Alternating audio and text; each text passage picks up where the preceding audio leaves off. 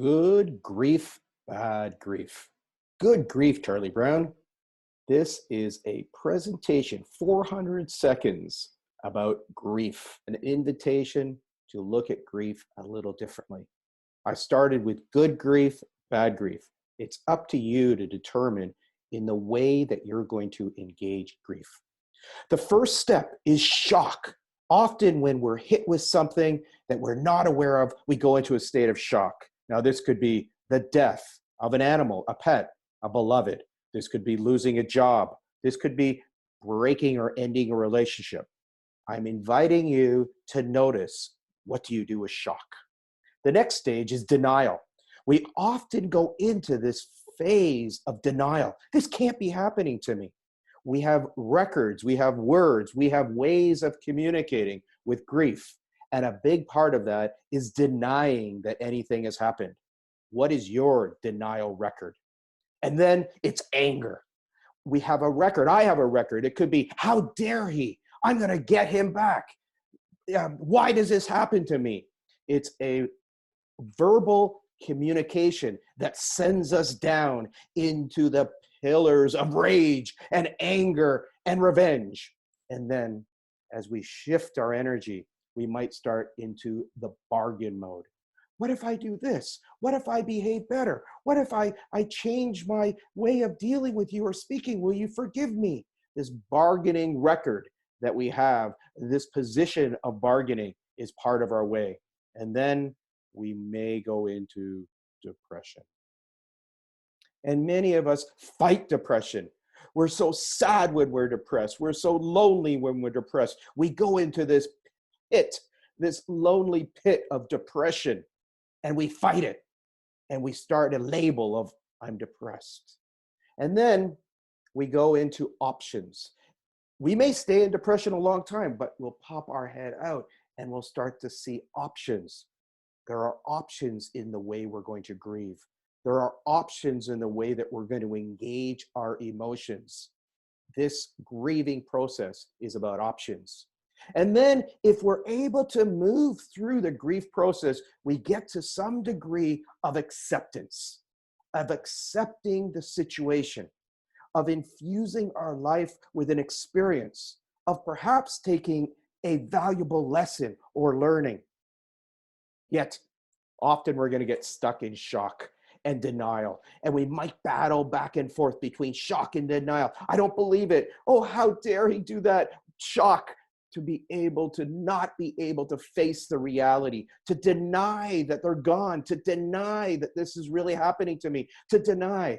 And then we may go into that denial anger. How dare he do that? Oh, I'm going to get it back. How dare he do that? I'm going to get so pissed off and delve into revenge. That denial, anger, banter may keep us in a very hostile, hateful manner that could last a lifetime.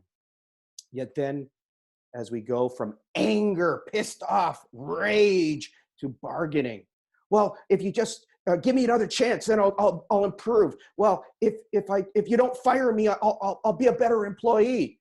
That anger, bargaining, doubt, that questioning, that unresourceful state that then could go into a total detached, sad, demoralized, depressed state, where depression becomes something we might get addicted to because it's the only time we're connected to ourselves.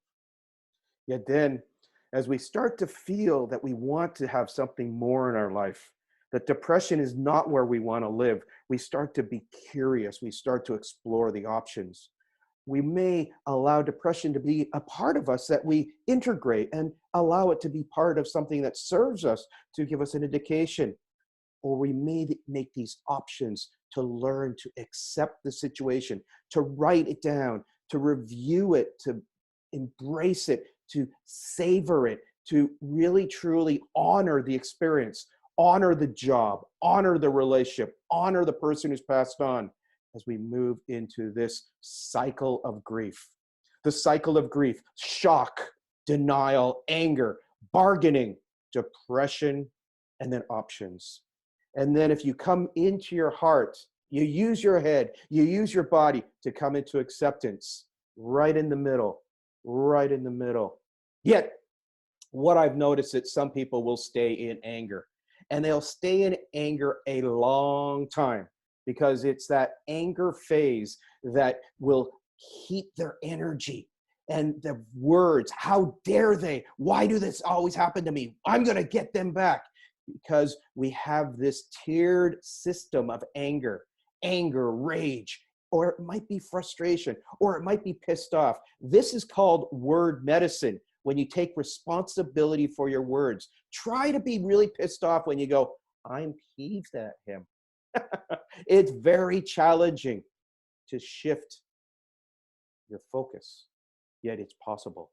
With depression, I'm inviting you, if you're listening and watching this or sharing this, depression is something to be honored, respected, encouraged, embraced, not to be fought, not to hate, not to despise yourself. It's part of the whole you. Some people feel they're dying when they're depressed. Some people are totally exhausted and tiring, totally alone. I call this energy in motion. I am inviting you. Yes, you might go get medical help, yet allow it to be something that gauges you on your journey. Allow it to be part of your fullness as you deal with anger, depression, and the full cycle of grieving. Because through grieving and embracing it, we heal. It is called the 7-step grieving and healing process. It is part of the continual shift of life. It is about you being the center of your universe. With that, I would like to say namaste. The divine in me honors the divine in you. If you found this to be useful, please hit a like, add a comment, ask a question. This is a little 400-second therapy into grieving and healing. Enjoy it, embrace it, experiment with it. I am totally against the idea of one size fits all.